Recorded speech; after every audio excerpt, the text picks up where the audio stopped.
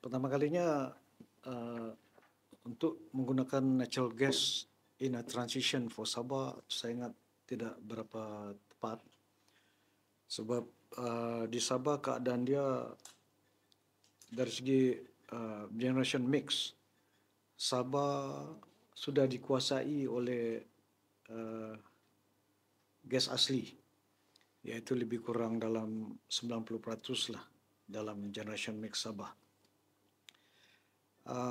Sementara national punya policy with regards to transitional fuel, mereka menggunakan natural gas, but mainly in Semenanjung lah, Semenanjung Malaysia. Sebab apa ni penguas majority of the power plant is coming from coal power plant. Lebih kurang 50% ke 60% lah macam tu. So, dia akan gunakan natural gas di Semenanjung. Dia akan gunakan natural gas in the transition towards RE. Ya. Sementara di Sabah pula tidak. Kita sudah dalam kita punya generation mix, kita sudah ada 90% lebih kurang daripada gas asli. Dan kita tidak boleh lagi gunakan gas asli sebagai transition from a gas asli towards RE. So we have to find another fuel lah in our transition towards fully RE nanti. Itu basically Sabah vision, because we are coming from a different background, Peninsula dengan Sabah, lain sikit dia punya mix lah. Kita perlu ada campuran dari segi bahan api untuk perjalanan kuasa. Kita perlu ada certain percentage dalam perjalanan kuasa itu terdiri daripada pelbagai bahan api. Ya. Jadi seperti saya katakan tadi, 90% di Sabah ini penjanaan kuasa menggunakan gas asli. Jadi untuk itu kita harus tambah contohnya hydro dan juga solar, mungkin geothermal, mungkin ocean thermal. Dia very wide. Industri gas ni sebenarnya menguntungkan. Macam di Sarawak lah, LNG 1 sampai dia trend 9 sudah sekarang ni. Dividennya boleh tahan, ya, keuntungannya boleh tahan dan sebagainya. Sementara kita ada lebih kurang 320 juta kaki padu sehari gas akan digunakan untuk LNG plant yang sedang dibuat sekarang ni di Korea. Satu lagi projek Petronas lah. Dia akan mengeluarkan lebih kurang 2 juta metrik tan per annum of LNG, liquefied natural gas. Dan dia sekarang ini tengah pembinaan dalam bentuk macam floater. Dia akan dijangka siap dalam awal 2027 dan diharapkan 2027 itulah operasi LNG ini akan bermula di Sogip. Dia akan dibawa dan dia akan berlabuh di Sogip. Pembinaan jeti di Sogip ini sedang berjalan dan dijaga siap sebelum tahun 2027 lah.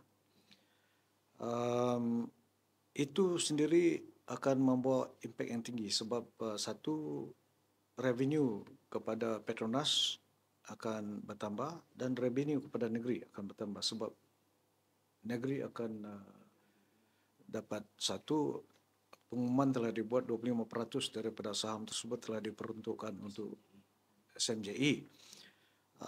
Dari segi pulangan bentuk dividen itu akan besar, dan satu juga dari segi tax, sales tax pun akan menambah pendapatan kerajaan negeri.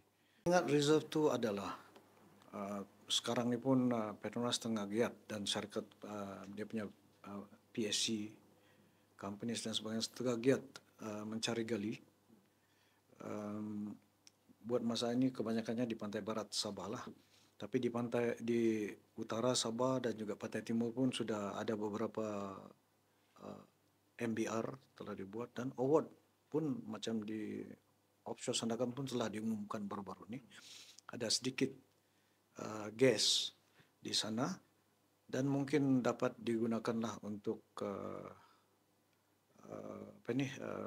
sama ada menjana kuasa ataupun untuk industri. Tapi volumenya tidak berapa besar, sangatlah.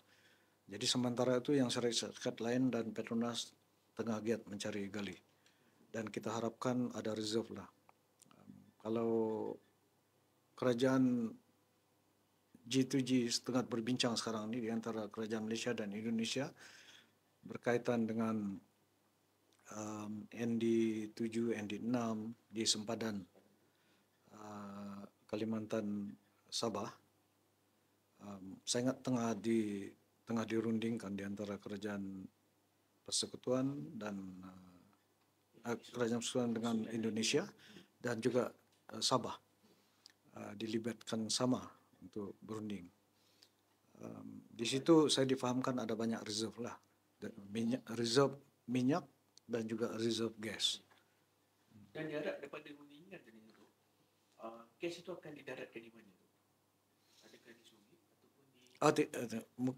Kalau di Sogip agak jauh lah. Kemungkinan di sebelah pantai timur lah.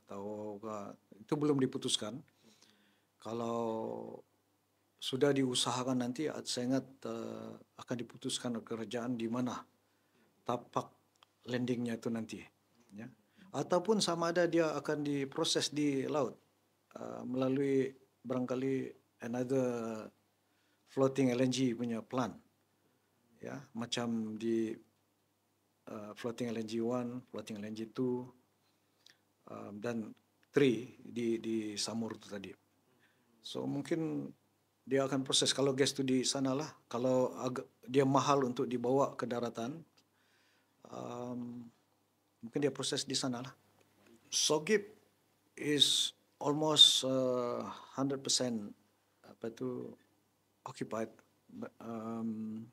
Ada banyak industri sudah menandatangani dengan kita, dan salah satu industri yang berimpak besar selain pada ZLNG yang saya mention tadi ataupun FLNG 3 lah, E-Steel. E-Steel juga satu projek yang berimpak tinggi di Sogip, dan beberapa syarikat lagi lah telah menandatangani dengan kita. Dan berdasarkan pengalaman yang ada itu nanti, kita boleh gunakan untuk mengembangkan Sogip ini ke tempat lain. Sebab saya tengok Sogip ini sebenarnya akan menyediakan peluang-peluang pekerjaan yang besar dan juga peluang-peluang ekonomi. Economic spin-off dia akan lebih besar, lebih dirasai oleh peniaga-peniaga kecil dan sebagainya di sekitar Sipitang itu tadi, dan juga impaknya kepada pungutan cukai kerajaan negeri dan juga persekutuan. Jadi dia akan memberi satu kemudahan dan satu peluang untuk rakyat Sabah memperoleh pekerjaan. Untuk peniaga-peniaga kecil mengembangkan perniagaan mereka. Sebab keperluan, demand dan sebagainya ini, apabila ramai orang di sana, ramai pekerja-pekerja, tidak boleh tidak, yang peniaga-peniaga kecil, penjual-penjual sayur, penjual ikan dan sebagainya pun akan dapat spin off dia. Dan sekarang ni pun sudah berlaku di Sipitang. Di luar Sogip di Sipitang ni sudah ada gerai-gerai menjual. Kalau dulu tahun lepas belum ada itu. Tahun ni saya lihat, minggu lepas saya baru ke sana. Ramai sudah peniaga-peniaga kecil dapat ruang dan peluang untuk berniaga. di luar SOGIP ni.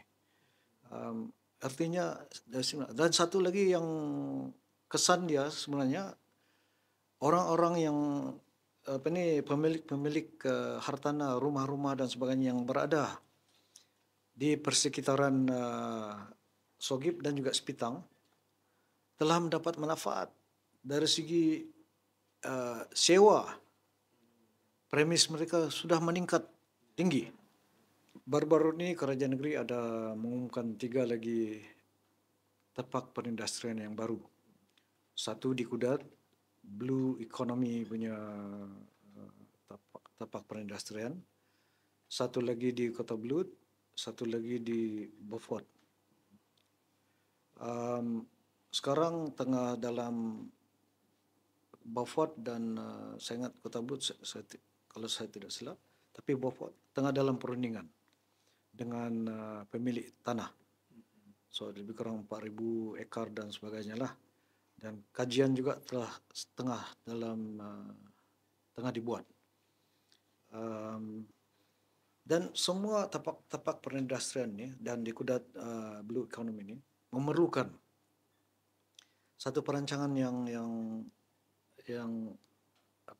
yang komprehensif lah, dan memerlukan studi apa jenis perindustrian yang diperlukan, sama ada dia mixed development ataupun spesifik macam SOGIP, spesifik on based on oil and gas.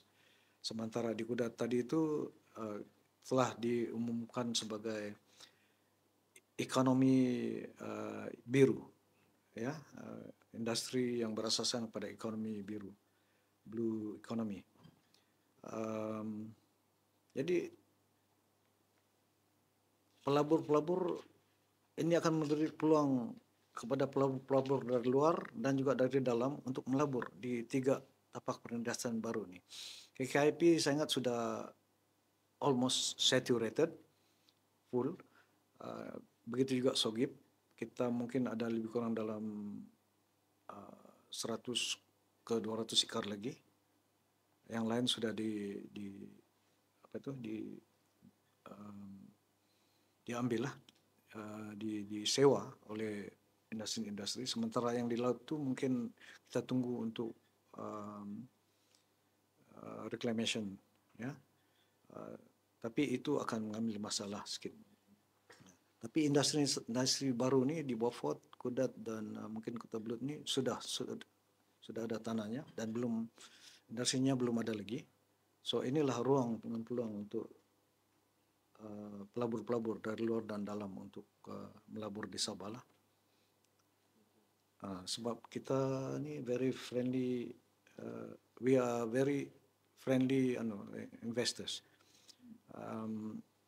Kita punya kelulusan pun melalui one stop center yang dikendalikan oleh Kementerian Perindustrian dan Entrepreneurship, MIDE Sabah.